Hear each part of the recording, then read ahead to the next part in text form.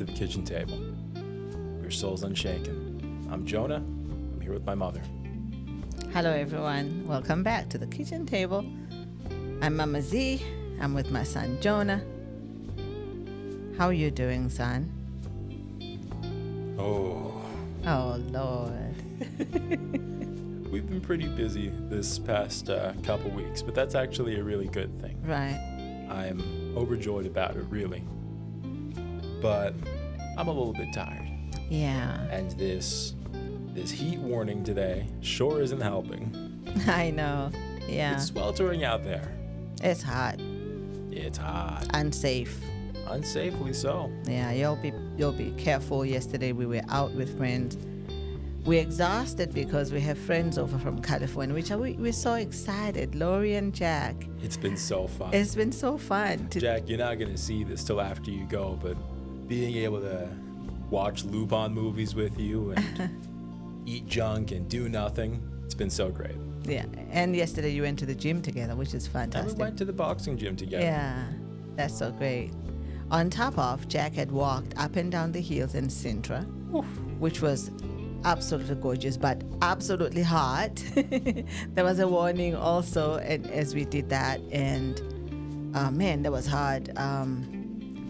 Yeah, and then on top of that, he went to the gym afterwards. So, yay for Jack. Oh, he really did great. Yeah. Certainly better than I would have expected.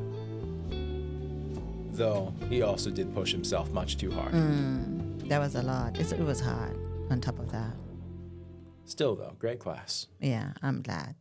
So, like you said, we've been absolutely busy. Not only we have friends over, but we also are preparing ourselves for our coming appointment for immigration resident cards.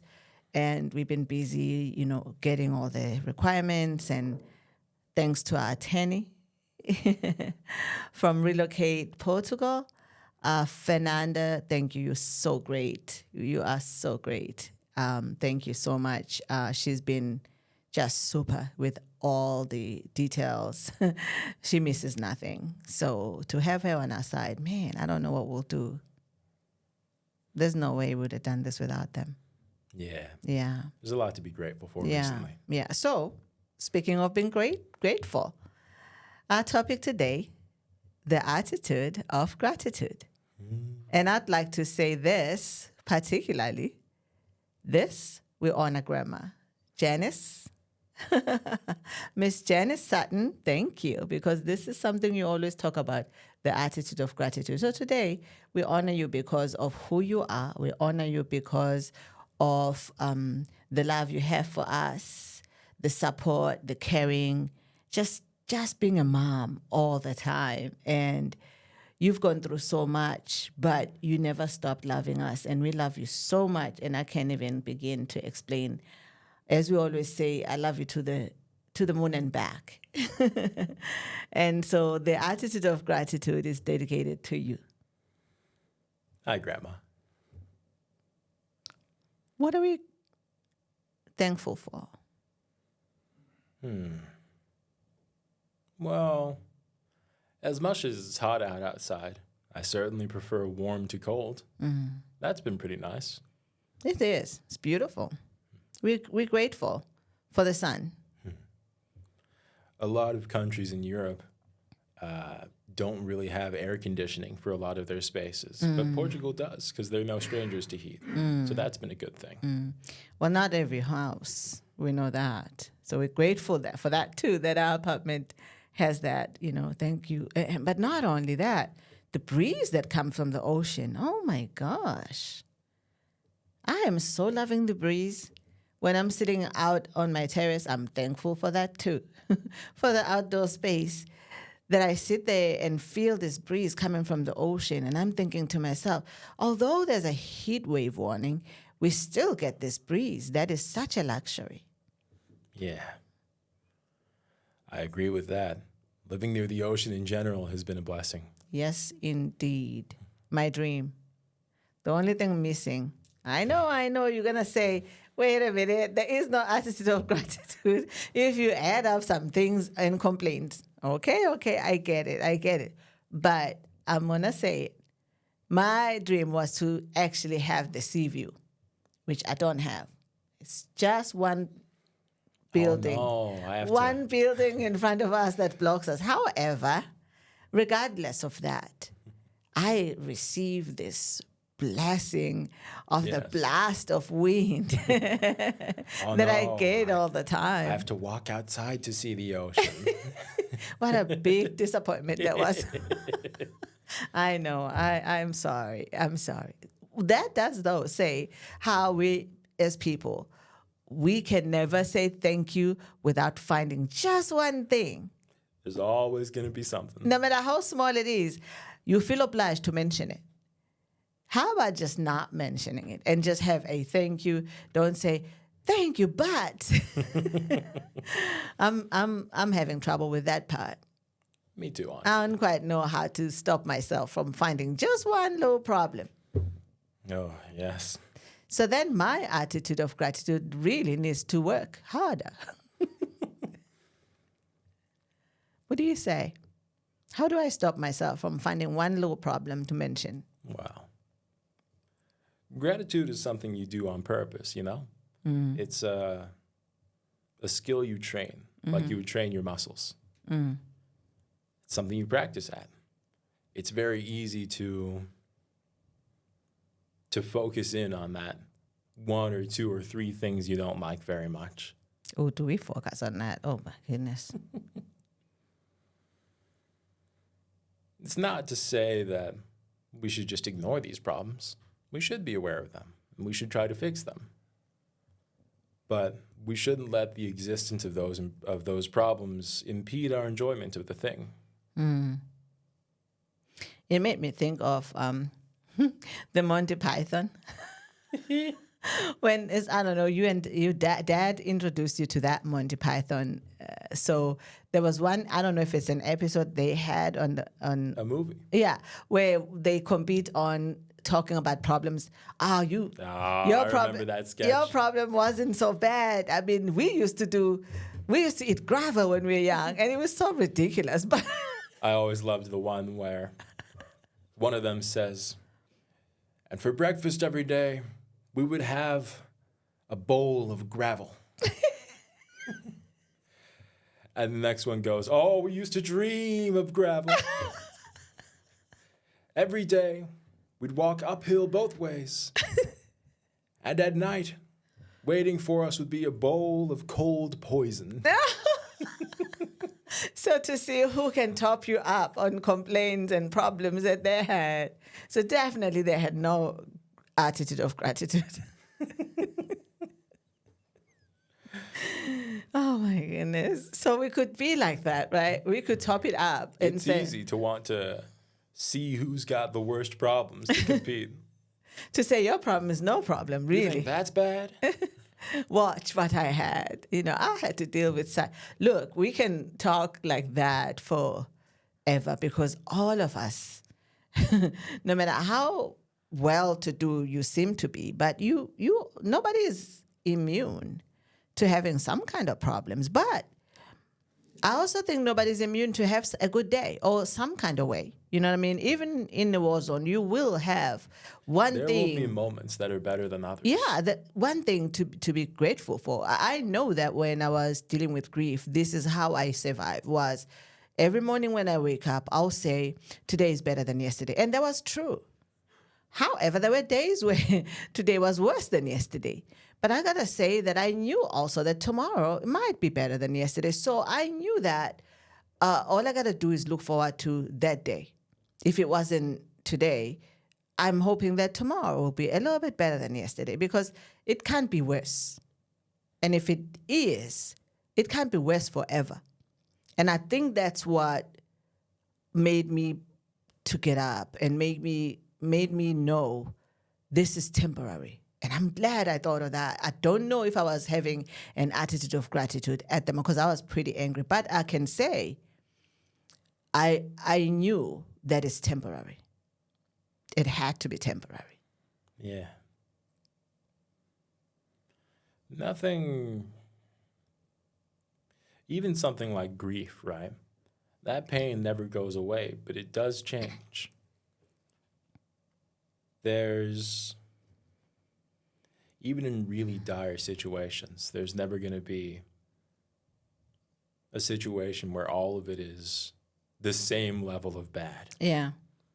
Even if it never gets good, maybe something will be a little better. Right. And we got to latch onto these things. I love that. We got to latch because it's not automatic. It'll pass us right by if we let it. It makes me think of how when you're having a really good day and you could say to yourself, and actually I've heard people say this, I don't think I ever had, oh, I wish this day can just last forever. Right? I don't know if I ever said that in my life, but there are moments like that. But imagine that. If you say that, that will mean then the bad times also could last forever. So then you don't want anything to last forever naturally, because then what works for the other needs to work for the other, right? So if you're thinking that, that means you could never have a bad day, but again, for your good day could have been somebody else's bad day. So that means it stays good for you. It might stay bad for someone else, or vice versa, but why would you want that? And being in life is to experience a day differently every day, because you are learning every day as you go. You're supposed to be here to learn and love and enjoy. As much as it sucks to have a bad day, why do we care so much about the sunlight? Because we don't have it all the time. You've got to experience bad things sometimes to really appreciate those good things a lot of the time. Oh, I love that. If you don't have any frame of reference, if you think this is just how things always are, you'll start taking it for granted. Oh, that's good. The frame of reference. Talk about that a little bit more, because that means a lot to me. Yeah, it means a lot to me, because I didn't think that in order to understand you having a good day is because you understand what having a bad day means. So why don't you tell me about that? Well, just like the Monty Python, I'd had many days where I had to go up and down the hill, and down, when I get there was a plate of gravel. But when there was a plate of porridge, that was even better. So because I knew what it felt like to have a plate of gravel, then when there was a plate of porridge, which might not be something special to some others, but it was for me at that moment. That's how I knew that my day is better today. And I'm just using that as an example. But in life, there's so many other days where things look so gray. It looks like winter. And sometimes the winter, I'm using the season because season does last. And sometimes it feels like a long, long time, right? When you're in New York State and it's snowing and you're happy for the first snow because it's pretty, it's cozy, it's romantic, and then it snows again, and then it snows. You have not even cleared the first snow. Now you have a pile. Now you're slippery. Now you're falling. Now it's turning black. Now it's turning black, and you hate it. You forgot that on the first day when it came, you were so happy. You were taking pictures and posting, right? The deers were coming out with their children. It was so cute. But that's how we are as human beings. We're so happy for the very same thing that we hate at the same time. How is that even a thing? It's like the same thing I was excited about. A few weeks later, I hate the same thing. I can't stand it. I can't wait for summer, But I was so happy when the first snow came. And in life, there's that. You're so happy for your job. You're like, this is my dream. I've been dreaming about this kind of job. Now the job is hard because that's life. Maybe it's hard work. Maybe you have a boss that's mean. Maybe you have a colleague that's, I don't know. But now you hate this very thing that you were so excited and thanking God. I think what we miss is that as I thank God for this, I also have to ask God to help me love this. Not love it on the first day, but love it on a midday. Love it on the evening. Love it when it's hard. Because if I love it when it's hard, then I'm able to survive. Doesn't mean that love the difficult time. It just means love the position you are in at the present moment, because it's not permanent. Even the hard time will pass. But for it to pass, you cannot do it on your own. Maybe you need a supporting boss. Maybe you need a supporting colleague. Maybe you need a supporting family because you're not home all the time and you're stressed out, you're missing out, it feels like. And for them supporting you, it makes you, it gives you that courage and strength, right?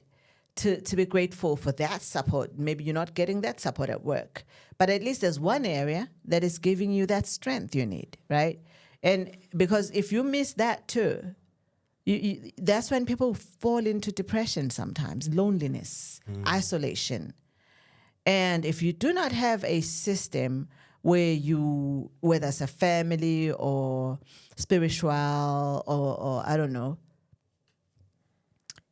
going to nature, going to beach, going to boxing, where you release the tension, or going to church, I don't know, a place of worship that gives you that outside encouragement, outside of you, encouragement. It becomes really hard. And I think on those times for me, is that time where you have to look for one silver lining to hold on to that and say, I'm going to use this to cultivate inside and within me that attitude of gratitude. Your dad used to say, what's the lesson in this if things are hard? You know? And that's exactly the same as saying, what's the silver lining? What's the lesson in this? What can I learn? Right? And that helps you so that you don't feel so crushed.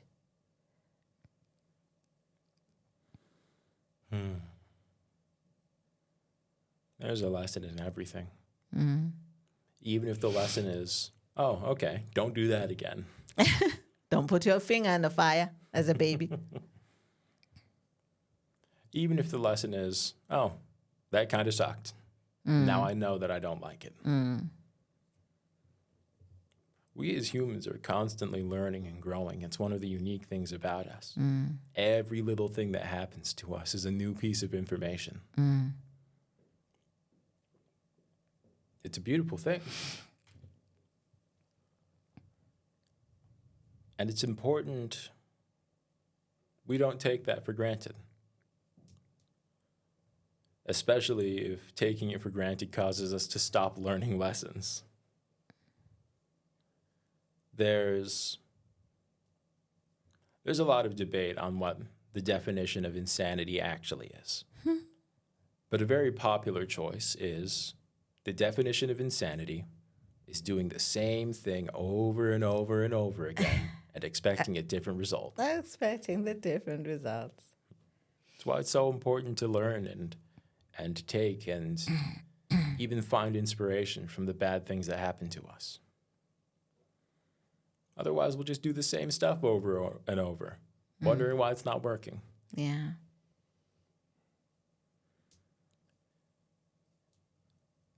The way I see gratitude during hardship, say I'm out and about. It's a really nice day. The sun is shining. Temperature is perfect. And then it just starts pouring. And now you're all soggy and nowhere nearby is open, so you can't really go stop somewhere and wait out the rain. You're just stuck in a rainstorm. But you love the rain. Well, I love the rain. That wouldn't be a problem for me. But suppose for you, and you were wearing a really nice outfit, and now it's completely drenched, right? The way I see it, I could wallow in despair. I could be angry. I could lash out. The rain doesn't care what I do. It's rain. It's going to fall anyway. Instead, I could take it as an opportunity. Yeah, I'm caught out in this rainstorm, and I don't want to be. But think about all the plants that are being sustained by this. Right. Think about the animals that are going to have a bit of extra drinking water now. Yeah. And people who need water. Or just people who We need all water need in it. general. If it ever stopped raining on this planet, we'd be doomed. Even think about rain in general, not just taking something that's bad for you, but realizing it might be good for someone else. But think about the many thousand tiny miracles we experience every single day. There's planets out there that rain diamonds. There's planets that rain acid. And you'd think, oh, that's amazing. That's incredible. We only know about one planet that rains liquid water, and it's this one. That's astronomically rare on a universal scale. Or even just sustaining life at all. Yeah. There are those of us who think our lives are meaningless, who think it's all just not worth it. Do you have any idea how incredibly rare it is that anyone is alive, let alone you? You're a living lottery ticket. Yeah. Or even for those of us in first world countries. It's easy to wallow in self-pity and despair. But you're living a winning lottery ticket. Think about how many of the next Einstein or Van Gogh or Leonardo da Vinci, think about how many of those never had the opportunities that you do and were never discovered because of it.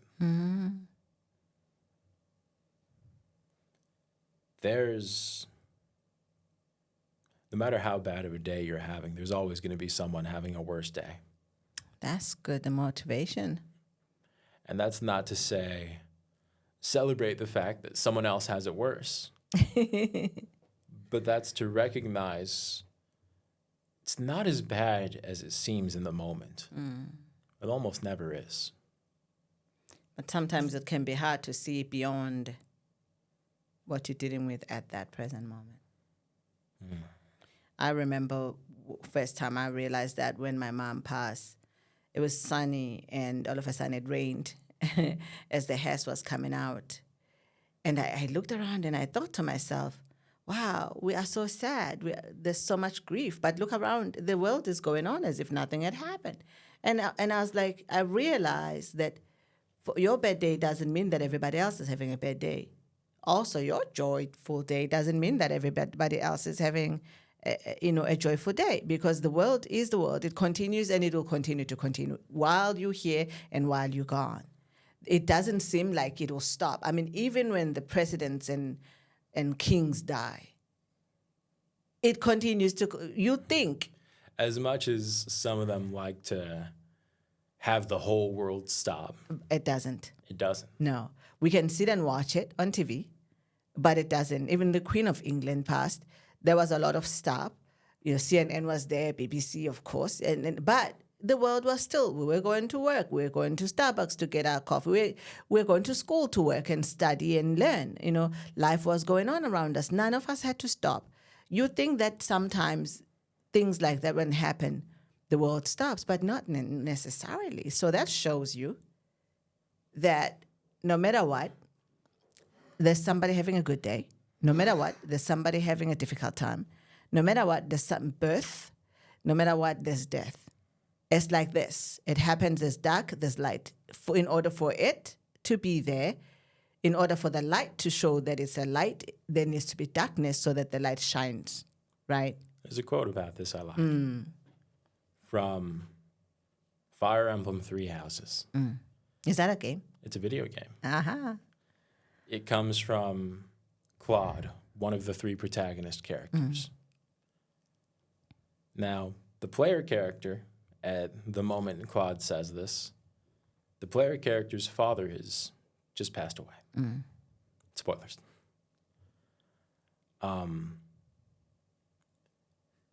And the player character spent about a week now just feeling it. And when they first come out and speak to Claude, Claude says to them, even when you're standing still, the world keeps on turning. It's something to take comfort in. I like that. It's good to remember that when things are hard. That's really amazing, and it's touching my heart just thinking about it. I want to mention something that you reminded me as you talked about the rain. When we were preparing to go to Tokyo for your semester, we met the parents and the families that were going with the group that was going with us. We had to drive to Pennsylvania to Philly, right, Philadelphia.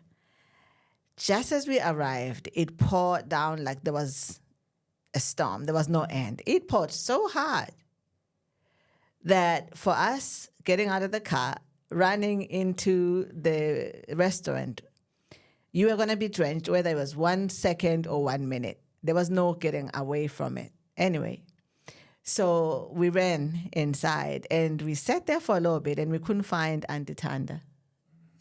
Shout out to Auntie Tanda. By the way, thank you for coming to US to visit us when we needed you most. Thank you so much. I'm sorry you got wet. Anyway, she's dressed to the nines. She's looking beautiful, right? And she comes out and she gets drenched. Her beautiful outfit is completely messed up. But she's so drenched that all of a sudden her clothes are see-through. She goes into the shop to buy a jacket to put it on to cover herself and also get warmer. So we're like, what happened to Auntie Tanda? Where's Auntie Tanda? And then when she come back, she almost have a new outfit. We're like, what? You disappeared to go shopping? She says, oh, I was so wet. There was just no way I could go sit down in a restaurant.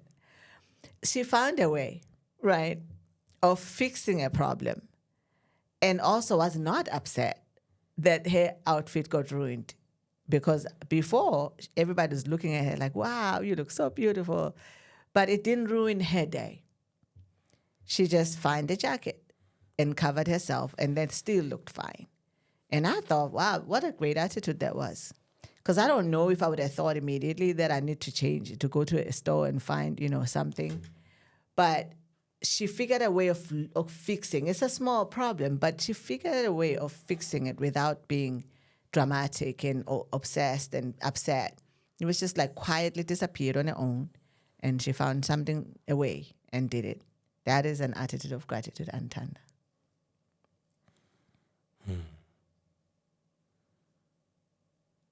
You used to say when something inconvenient would happen when I was a kid. I don't know why you stopped saying it.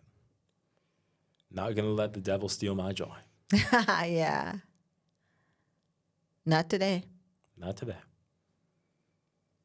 That's something that meant a lot at the time because there was a whole lot of stuff. And it's still, it's life. It's still a lot of disappointments that happens and you're trying to do this and there's a distraction and a delay and all these things. Always. Always. It's life.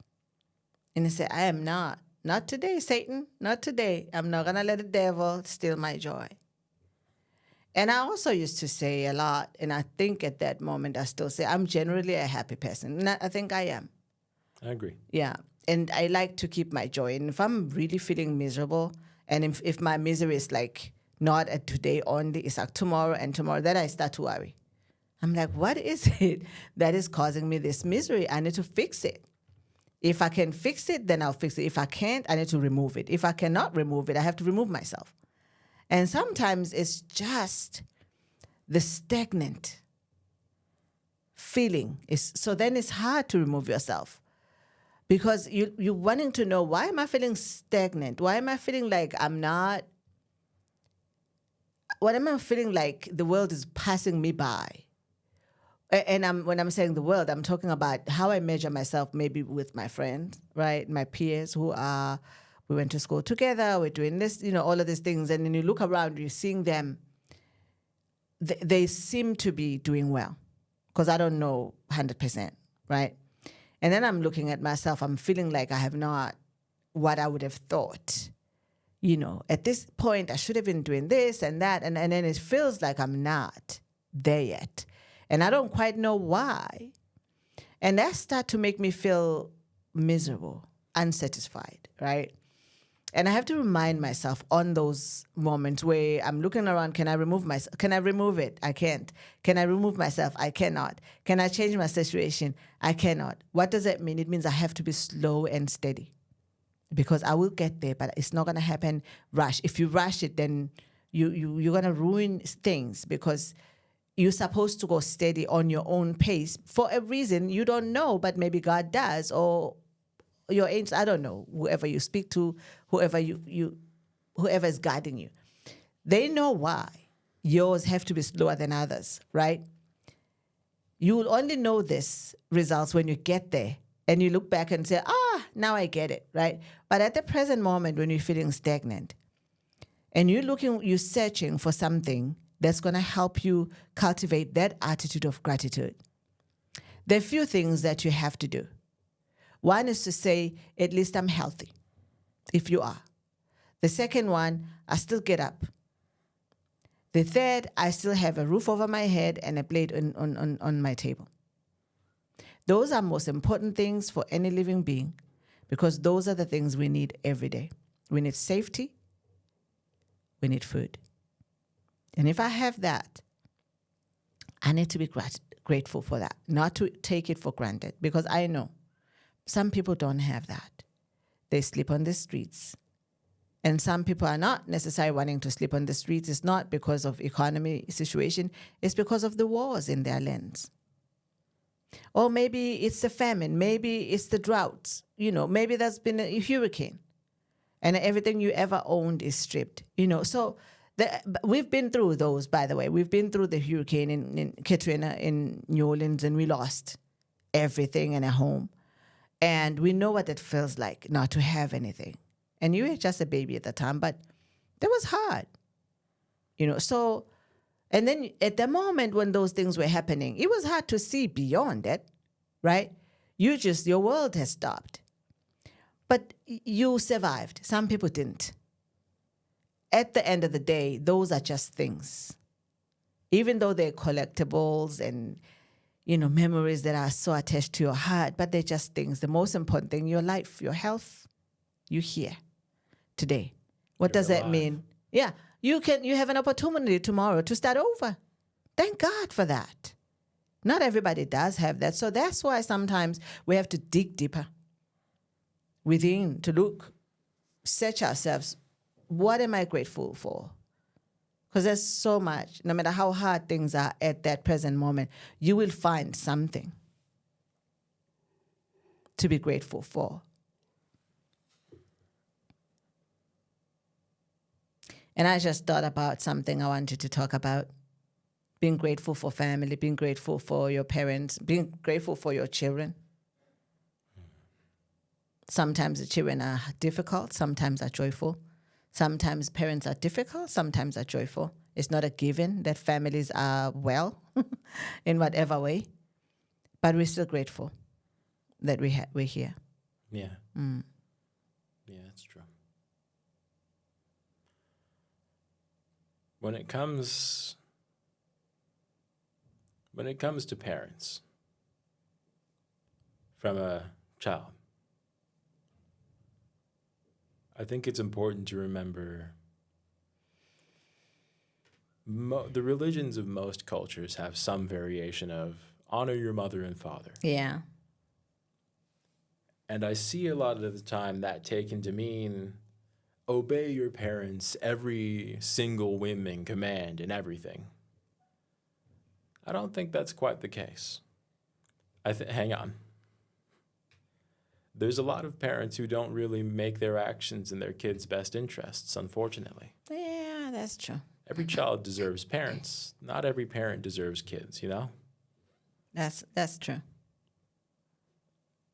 But to honor and acknowledge them, regardless of those things, this is still your flesh and blood.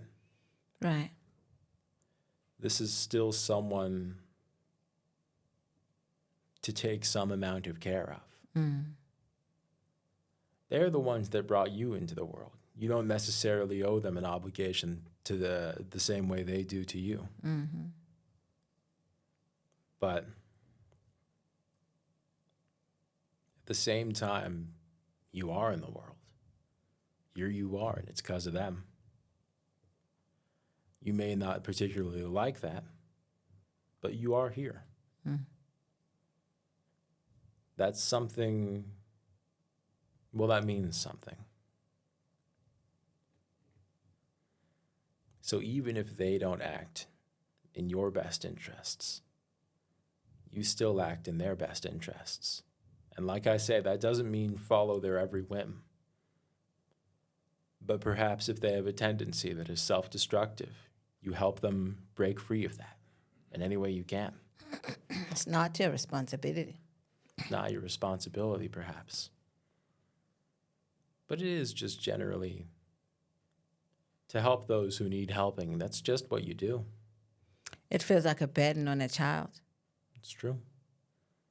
It shouldn't be, but it often is. It's unfortunate. I also know that that doesn't mean that you don't have to respect your parents because they were responsible for bringing in you here. Exactly. It's not about obedience, it's about respect. It's not about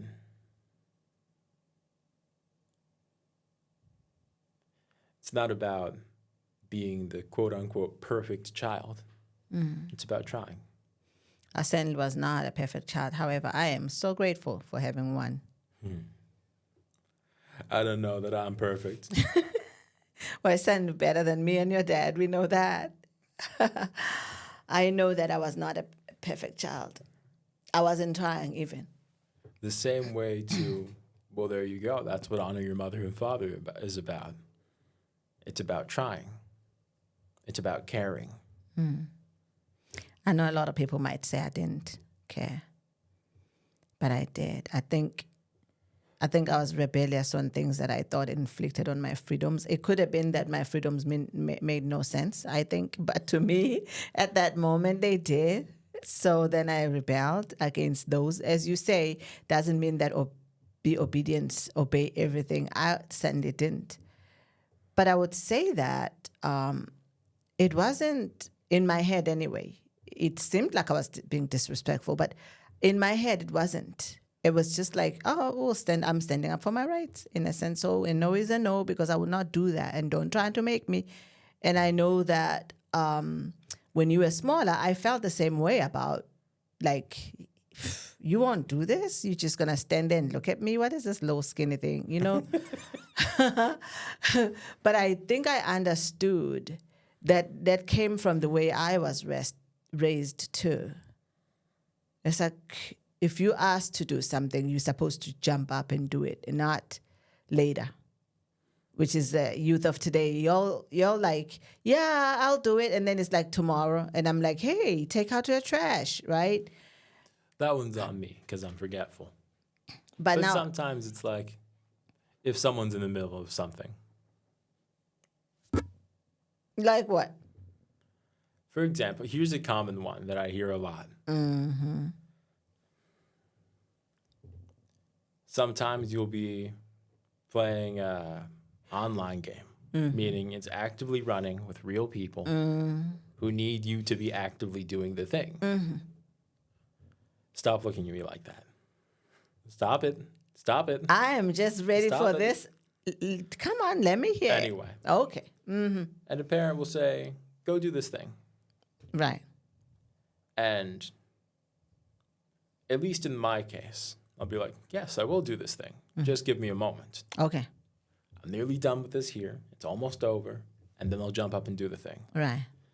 Now, sometimes I've forgotten, at which point an angry reaction is valid. But just as many times, I've seen, not just from myself, but from other people, insistence that it be done right now, this moment, this second. And what's the reason for that? Just cause. Because you just said earlier, like, maybe I forgot. Because you forget. But I'm saying in a scenario where there's no forgetting, where this task was being given at that moment and not any time earlier. And the response will be just a moment. I'm in the middle of something, and then I'll do it. Oftentimes, I see parents take that as like a challenge or an insult. And then comes the crash out. And you feel like it's unjustified? It is unjustified. The thing about it, as much as it is a form of entertainment, the game, for the most part, it's a legitimate hobby a lot of people have, and it does seriously affect things. I can recall a couple of times I've lost like a solid hour or two of progress that I've really been working hard on because of something like that. I'm And so hey sorry now, about hey that. now. My condolences. Hey now. Stop giving me those eyes. Enough of that.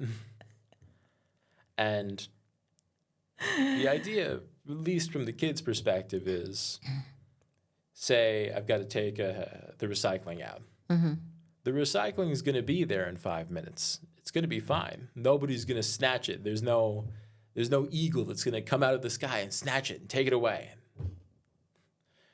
But the game, that's not going to be there in 5 minutes. That instance that an entire team of people is depending on you to come through for.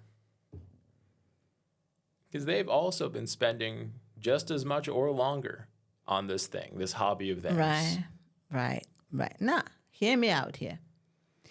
Your parents out there who are listening to this, you're thinking exactly what I'm thinking. So wait a minute. The 5 minutes later, it becomes 2 days later. We know this. But I'm saying not in that situation. But it's mostly often for the parents to crash out is because this is happening all the time.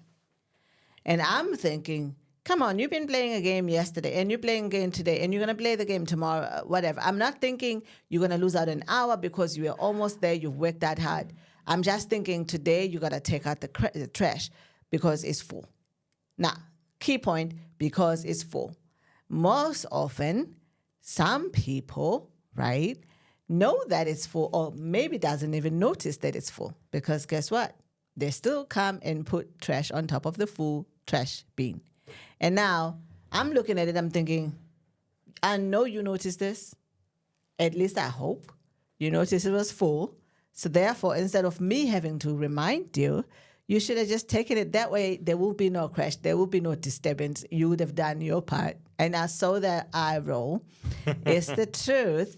And so I'm crashing because not only I told you today, I'm telling you now tomorrow. And tomorrow you keep saying, just a minute, I'm almost done. You can't tell me the hour continues today and tomorrow. That's not universal, though. That's me specifically. Because I forget things. It's ADHD. I know this. I'm not the only one as a parent who's dealt with this. That would mean there's more of you mean? But the common experience is the parent just wants it done right then and there. And it's not about, I told you this yesterday. Nah, I told you this 5 seconds ago. Don't make us unreasonable. And if you don't do it, no, I'm not. I'm not. They are. It's them. Don't make us They're doing it to themselves. unreasonable. I just said earlier, I am grateful for having a perfect child. Right now, it doesn't sound like it. You see? Anyway, I've gotten off topic, but part of where I was getting with that is at some point, I don't know, I think I had a point somewhere in there. But to pretend that this is where I was going with that. Okay. I see a lot of the time a parent, when a child is being disrespectful, and they might legitimately be disrespectful in that moment. That might not be the parent's fault. But I'll see a lot of the time the response is, after everything I've done for you, and you're this ungrateful, I fed you, I clothed you, I gave you a roof, I gave you an education. And yes, these were all things you did. It's true. These were all costly things that you worked hard to do. You had the child. That was your obligation. If you spent $1 million just getting this kid food and shelter and education and all these things, if you spent $10 million, all you actually did was what you were supposed to do. Now, does that mean you can't be grateful now? Oh.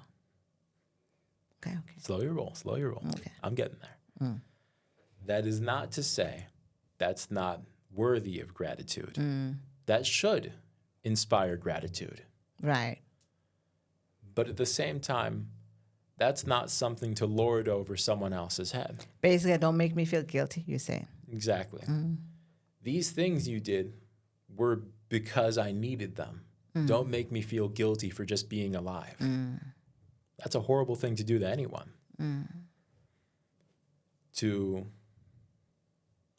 use something you did that they really needed you to do against them. How do I keep you in line? Exactly. That's the thought. How do I keep you in line? And they may legitimately be out of line, but that's not the way to do it. Right. And these things, like I say, they should genuinely inspire gratitude from the kid. They don't always, but they should. Yeah. But I find part of gratitude isn't just being thankful for the receiving. It's being generous in the giving as well. Aha. Now you saying the word, it's really not just being thankful at the present moment. It's just being grateful all around. I'm sure if I ever have a kid, I'll immediately fall into all of the pitfalls and the trappings of every other parent who's ever done these things. Everybody thinks they're going to be the one who avoids it. I realize this. But at the very least, my intention, should I ever have a child, would be... I pray. Thank you. Would be to have gratitude in the giving as well. Right. What a blessing it is that there's this person now who relies on me and I'm able to provide for them. There's this person that I brought here who needs my every effort and I'm able to give that. What a blessing that is. It may cause me pain. It may cost me time. I may have to give up on dreams. All of those things pale in comparison to the duty and responsibility I've been given. And it's a noble cause indeed. That is amazing. Because sometimes parents are so overwhelmed. And not because they're trying to run away from their families, but they're so overwhelmed. Life is so hard. It's most people's first time being a parent. Yeah. And they don't know what to do with that. And then they fall into pitfalls. Sometimes they just abandon their families because it's too much, and it's unfortunate when that happens. It's very unfortunate. It's easy to be angry and bitter about that. It's easy to blame the parent, and that's not even to say you shouldn't. You should. They were the one who buckled. But at the same time, that's a very human thing to do, to run from a problem. Yes. That's not always an easy impulse to fight. Right. You should fight it. But we all have these things in us. Failing to rise above them is something that just happens sometimes. And I want to say this. I grew up without a father. My husband, your father, grew up without a father. Yes, he did. His mother was a single mom. She also largely grew up without a father. Yeah, she was a child, when she had him. And she stuck with him and she raised him as best as she could, because nobody is perfect, to say this. And for my side, I never knew him until I was 33.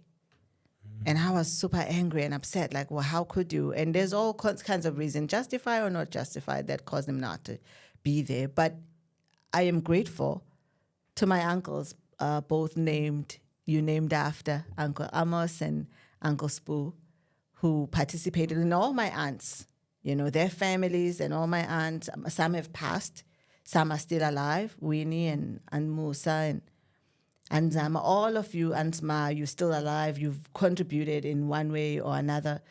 My cousins who had to share their home with me, they share everything they ate, and equally thank you so much for being my brothers and my sisters also. So it's like when they say it takes a village, it took a village for me to be raised. Everybody participated. So I couldn't go without a meal. I couldn't go without clothing or shoes for school. Someone was there to contribute, and I'm so grateful for this. And for my husband as well, He had Neil, he had Alice, he had Anlo, Bob. So everybody was there to raise him. It was never just He nobody. was never truly on his own. Yeah. So not everybody gets that opportunity. So I'm grateful to this. And I'm saying this out loud. Thank you, guys, seriously. And if I didn't mention your name, please forgive me. It's not intentional. Thank you. You meant a lot. You still do. You mean a lot today. And then you meet other people outside of the family who contribute in some small ways. Sometimes it's only one time. I'm grateful to my pastor in Chatham, New Jersey, and the entire community, your school teachers, your friends, and their families. I'm grateful for them because they were there also and momentarily when we needed them, Pastor McKay, Reverend McKay, and others. Our friends, Koki, checking on us all the time. There's just always someone to be grateful for. Sometimes we might seem not to be able to say this, and it seems like we pass on our lives and don't say nothing. And I can remember the families that helped me in New Orleans when I first arrived, Miss Edna, Mr. Sylvester, Reverend Clay, Reverend James, all these people and their families. There's always someone who's there, maybe for a moment, small or big, that is there for you to help you when you need most. But then we move on, right? Because that's life. It doesn't mean that you don't remember them. If you never ever have an opportunity to say thank you, don't be upset by that when you help someone and say, oh, I did this and this, like our friend Bafo back in South Africa, great musician, Madala. Thank you so much. Because when you were there, you were doing God's work. You might have not known that. And so if I'm saying thank you, God, for these people, if I didn't say your name and I'm just saying thank you, God, for help, God is not going to come physically and do something for us. But he would use someone. Yeah, well, not like he used to come in a pillar of fire. And what was the other thing he did? There was a cloud. Yeah, pillar of clouds and a pillar of fire. Exactly. Drop bread the manna. From the heavens. Drop the manna. You have something to say about the manna. But to finish this, it really is something to be reminded, all of us, really, is to say, if I'm not able to say this thank you to you, or if someone is not able to say thank you to me, I cannot be bitter about it and say, oh, I did all of these things, just like you were saying, the parents, I fed you and I did that. That's so wonderful. But you weren't doing that so that the child should be grateful. Exactly. Or also that child can come back and look after. Thank God if they do. Because yes, that's a beautiful obligation of family, yes, you're supposed to. But not all the time the children will come back and do that. And if they don't do it, don't be upset and be bitter about it. Thank God that you did your part as you were supposed to. At least you tried. And I think maybe that's the problem, is that we are so happy or grateful when people are able to say thank you back. If they don't know how to say thank you, then the bitterness can become hate. You're like, oh, that person I hate, and because I helped them, but we have to remember we're not doing things that are good so that we can be glorified or thanked. I know I've went on to a whole lot of other things, but no, but it's true. That's just not the purpose of doing good. Yeah, but I know that we don't always remember to say thank you. And I think for me that's based on the fact that attitude of gratitude, sometimes we base on our thankfulness at the moment of like how excited I am about this thing, but not in a general way. And I think the attitude is based on generally just being grateful. No matter how small or mundane, just generally being grateful. You said something earlier I loved, that if God helps you, it's not usually going to be directly through some miracle or spectacle that's right in front of your face, completely undeniable. Right. But the way I see it, if I pray to God, I say, God, make me a more generous person. Mm-hmm. Does God go, poof. It is done, my child. You are generous now. Behold and give thanks. No. God puts someone less fortunate than I am in my path. Mm. And he says, here's your chance to be generous. But do you see this as an opportunity? Or You're like, wait, that's not it. I was asking. I go, but God, I wanted it to be easy. I wanted it to be instant. And I imagine God might say, but what is the point of that? Where's the lesson in this, as Jeff would say? It doesn't mean anything to just give you the answer. Let me teach you instead. Does that sound like a father? It sounds like what a father would do. Yeah. At least a good one. Or a mom. A father and a mom, they want to teach you as they give you. Or even with actual teachers. It's the reason homework exists. It's the reason you're not supposed to cheat on tests. If you just have the answer, you don't learn anything. It's not meaningful. Sure, you got all your marks correct, but that doesn't mean anything. Did you learn? Because it's meant to be proof that you learned. If I say, God, give me more patience. I want to be a patient person. God doesn't go, poof. You are now the most patient in all the land. Behold, give thanks. God gives me an opportunity. That opportunity will take weeks or months or years. But that'll teach me to be more patient. If I ask God, make me more kind. I want to be kind and strong. I want to be gentle enough to be a hero. God doesn't go poof. Rather, God gives me opportunities to be kind to people. God gives me opportunity to be strong enough to be gentle to people. And that's something to be thankful for.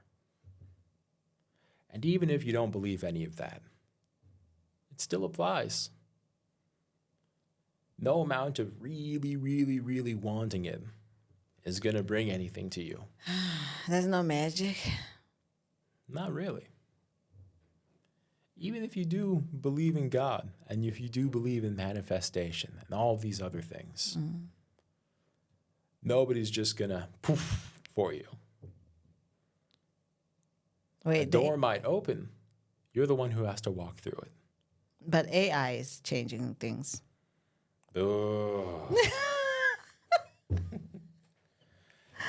Sometimes I wish Jesus were back. You know when Jesus cleared all the money changers and the merchants out of the temple? And he sat there for almost a full day with scraps of leather. He wove a whip. The entire day? Just to drive them out.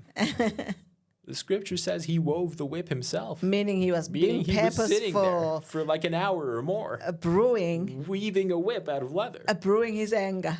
This wasn't a moment of rage he had. He was in it. Oh, Lord.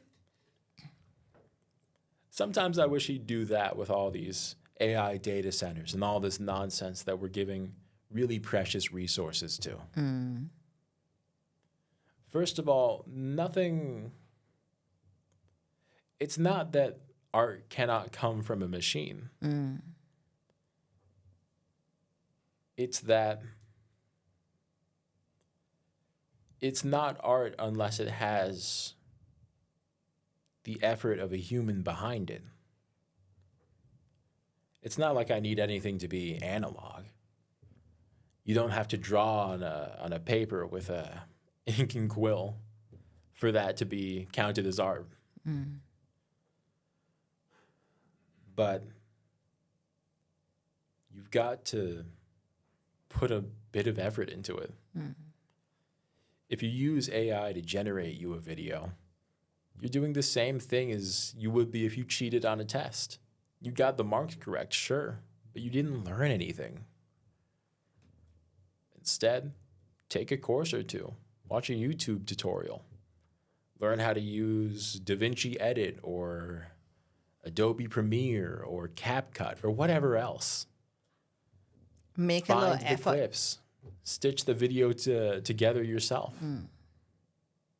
That's part of what gives it the meaning, that you cared enough to labor over it. But we're not hating machines. We are And thankful it's not for that them. we're hating machines. You used a computer to make the video, didn't you? Yeah. Or a bunch of really prolific artists use a drawing tablet Yeah. rather than actually physically making the art. Yeah. And that's fine. That's good even. It's not like I'm sitting here going, down with the tractors. We got to go back to using oxes. No. Even AI, it has uses. Yes. There's things it can do that humans simply can't. We've learned a lot about science, about genes specifically, because AI has been able to poke around with different combinations, sift through data, these things much faster than a human could. Yeah. I think we should that's a leave beautiful thing. that topic for another one for some reason. It's a big one, I think. It's a big one, but all this to say, especially when it comes to things like art, but in a lot of cases, just generally, what gives it value is that you put effort into it, Yes. not that it's objectively good. Thank you for that. Before we close, I want to highlight something that is happening for us as we are souls unshaken. We are seeing a little bit of growth, and we are so, so, so grateful and thankful to everybody who is listening to us, who's watching us, who's liking, commenting. Thank you so much. Like we said in our beginning, we are nobody to be celebrated, and we're not even here for celebration. However, we are here just a family, really, just being excited to share. We just like to talk. We just like to talk, and this is what we do at home, and debate and laugh, and we just decided, hey, let's do this online, and we're happy to be here, and we're hoping you can relate, and we see that you are relating because you are enjoying. And so thank you so much. Don't get tired and exhausted. We learned that some people by this time, speak to that, Jonah, you better than me. All right. Our dear friend Ryan he'd read somewhere that most new creators stop if they don't see a lot of growth around 50 or more posts. We've hit that mark, and here we are still. Not to mention we have seen some growth. Yes. It's really incredible that these things we say mean something to people. Yeah. That's the goal, really. I'm not an expert on anything at all. Look at me. Sitting before you is perhaps the least qualified person to talk about anything whatsoever in the history of the world. But here I am. That anything I say at all resonates with anyone. That's a beautiful thing. That's something to be grateful for. And we are so, so grateful. If I yap about an experience I've had, and even one person looks at that and says, oh, hey, just like me, or says, oh, I never thought about it that way before, that's enough for me. Yeah. So we are so grateful that some of our short videos are growing as fast than we expected. You know, some hit over 7,000, 8,000. They're growing. Thank you so much. And we're hoping. TikTok's algorithm is a frighteningly powerful thing. Yeah, we are so grateful. But I wanted for Jonah to read a quote, which I just love so much, before we close with prayer. Sure. I'll pull this up. I've mentioned it before, but it was Ryan who went and found it and recommended it. From Kung Fu Panda, which we seem to talk about a lot here. We love that movie, yeah. It's one of my favorite comfort watches. Of course, from the Master Oogway. one of the wisest characters in all of fiction. Yesterday is history. Tomorrow is a mystery. But today is a gift. That's why they call it the present. I love that. I love that much. Let us pray. Father God, we're just so grateful. We're so grateful for everything, for the breath we take, for the sunlight, for days that look like dark rain. We're still grateful for those because, God, they are teaching us patience. They are teaching us to be grateful for the days that are sunny. And so, God, we just bless you for this moment. And we thank you, God, that you are here to teach us when you give us these lessons where we have to learn to be patient, when we have to learn to understand that not everything is given, but sometimes what we ask for, sometimes there's a delay, sometimes we don't even receive it, just like as you ask your parents. And we know that you understand better than we do because you see the present, you see the past, you see the future. And we don't get to see all of these things. But that's why we're using this quote from Master Ogwe that says, celebrate today because it's a gift. That's why it's called a present. And so, no, Father, we thank you for this and we're celebrating today because it's a present. In Yeshua's name we pray. Amen. Amen. Thank you for being with me tonight. Thank you for being with me tonight. Thank you, friends, for being with us today. It's always a pleasure to have you at the kitchen table. Stay safe. Cover yourself with sunscreen and all of that. Be safe out there. There's a silver lining in anything. Don't go hollow out there, all right? It's never as bad as it seems. That's right.